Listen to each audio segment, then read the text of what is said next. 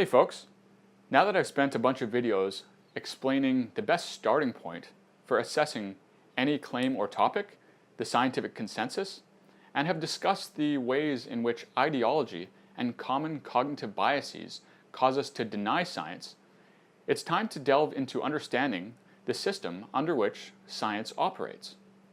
And that is the peer review system, whereby scientists publish their findings in scientific journals that are set up to allow other scientists to scrutinize their work.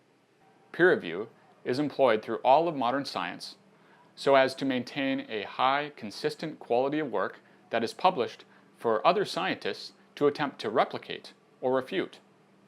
A few useful free resources for searching the peer-reviewed scientific literature include the following: Google Scholar, one of the most comprehensive search engines that includes most online journals; PubMed, a free online search engine of citations mostly from life science journals and biomedical topics; and NCBI, a series of databases run as part of the US National Library of Medicine.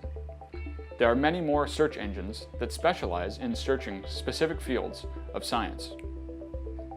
If a scientific question or topic has been studied to any serious degree, it will appear in the peer-reviewed scientific literature. Why is it important for evidence to be published in good quality peer-reviewed journals? Peer review serves in the best of times as a bias filter to ensure that only the absolute best conducted studies are published.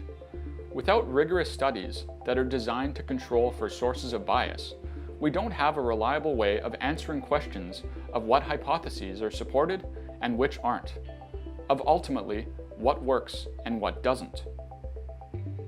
It must be highlighted that anecdotes or our personal experiences are not significant, other than potentially leading us to ask a question and develop a hypothesis. Such anecdotes must be robustly backed by experimental data. If you see someone promoting a drug, a treatment, or anything based on their personal experience, you should understand all of the cognitive biases that could be potentially affecting a person's judgment, and you should demand proper scientific evidence to substantiate their claims. Evidence in the way of rigorous scientific studies in reputable, peer-reviewed journals. So how can we hope to evaluate a scientific paper or scientific issue or claim without expertise in the field? Well, to be frank, this is beyond the scope of most of us who weren't trained in a specific field. Luckily, there are certain questions we can ask and a mental checklist we can apply in order to help us make sense of the science. I'm going to focus generally on the medical field, since this provides a more accessible gateway to understanding these issues. Likely, the most important question we can ask is, what type of study are we dealing with? Some studies are better than others.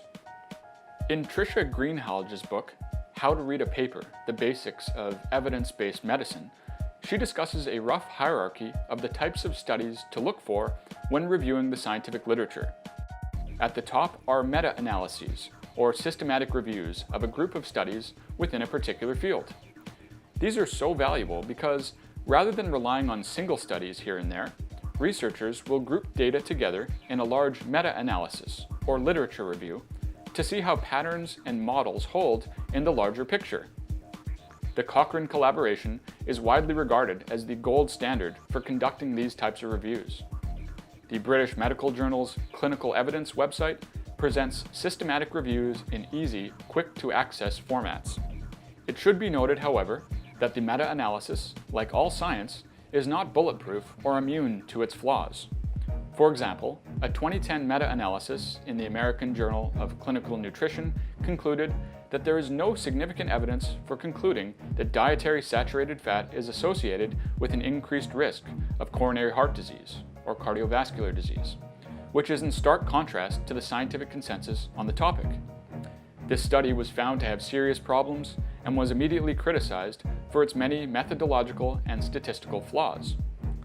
Likewise, a 2013 systematic review and meta-analysis in JAMA concluded that grade 1 obesity, the lowest level of obesity, overall was not associated with higher mortality, and overweight was associated with significantly lower all-cause mortality.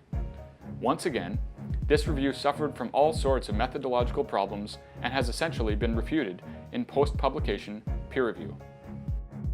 If a meta-analysis reviews poor studies, the wrong studies, or uses statistical methods that obscure the individual study's findings, the value of such a review is lost. In fact, there is evidence that meta-analyses are not predictive of subsequent large-scale randomized clinical trials about 35% of the time. I'll discuss the issues of what can go wrong in science in a later video.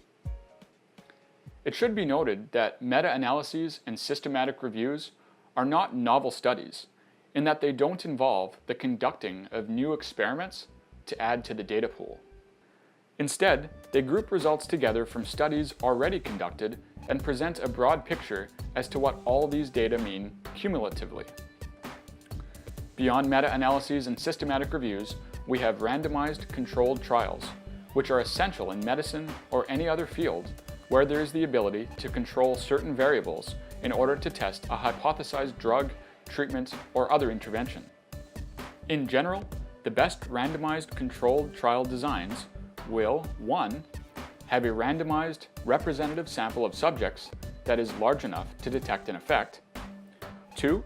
Have a treatment group that receives the experimental drug or treatment being tested, and a control group that receives a placebo or the current standard of treatment to see if the experimental treatment is better. 3. Be double-blinded, meaning the subjects and the experimenters do not know who is receiving the real treatment versus the placebo or other treatment. 4. Be long-term enough to detect possible effects and side effects. 5. Wherever possible, control for any confounding variables, or rather other influences that may affect the results of the study. And lastly, 6. Should set an endpoint to measure, or rather look at one outcome to focus on before running the study. Failure to do this allows researchers to sift through many outcomes until they find statistically significant findings of their choosing and report on those, a phenomenon known as p-hacking, which I'll explain in video 5.3 on what can go wrong with scientific studies. While randomized controlled trials are indeed the gold standard for scientific studies, sometimes they're not possible. For example, you cannot expose a group of subjects to a suspected or known carcinogen, as that is clearly unethical. Or it may simply be impractical for logistical or cost reasons to conduct such large-scale controlled interventions. Therefore, scientists have many other study designs that they can use. Moving down the hierarchy of evidence from randomized controlled trials, we have different types of observational or epidemiological studies.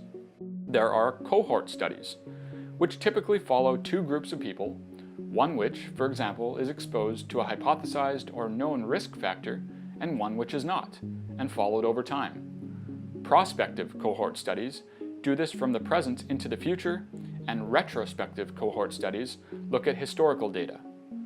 These would be useful to examine questions relating to whether, say, a widespread behavior in a population is harmful or not. Say whether the use of cell phones increases rates of cancer. Case control studies are outcome-based. Outcomes of interest are identified as cases and controls are selected, say exposures or risk factors that may affect the outcome. These are much quicker and cheaper than cohort studies and work well to study rare outcomes. Perhaps the most famous triumph of these types of studies was in the eventual demonstration that smoking causes lung cancer. The causal link was later confirmed through cohort studies. Cross-sectional studies gather data from a given population subset and seek to find relationships between variables at a specific point in time, which would later have to be investigated more rigorously. And finally, case reports and case series are simply detailed reports of an individual patient. Each of these study designs can work in a complementary way. For example, with enough case reports of a specific outcome, a hypothesis could be generated, which could be expanded upon via a cross-sectional study. General trends of a population could then be observed to test more specifically via case control studies, to cohort studies to test the effects over time, and finally, if feasible, via experimental trials or randomized controlled trials that would yield the strongest evidence. Following from the type of study, we should ask ourselves, how much evidence is there altogether?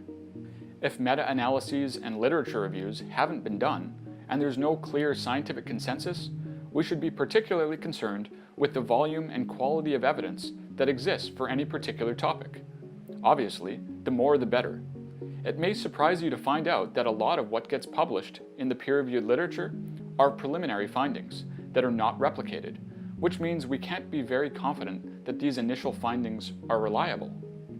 Therefore, if you can only find a single study with a specific finding, your search should definitely not stop there. Remember, science is a messy process, and it is often difficult to control for what are called confounding variables, or influences that go unaccounted for, that affect our results. This is why replication of scientific findings, and even more, replication to the extent that a scientific consensus emerges, is so important and valuable to the progress of science. I'll discuss what has been termed by some as the replication crisis in a later video in this sub-series. Next item of concern, the reputability of journals. We need to consider something called impact factor. Impact factor is a measure that reflects the number of citations that recent articles in a journal have. The higher, the more reputable, though there are certainly issues with the metric. But we must understand, peer review is just a minimum. Findings in peer review need to be replicated numerous times to ensure accuracy of a finding or model, so that a topic can be addressed from various different angles, with different study parameters, and so forth.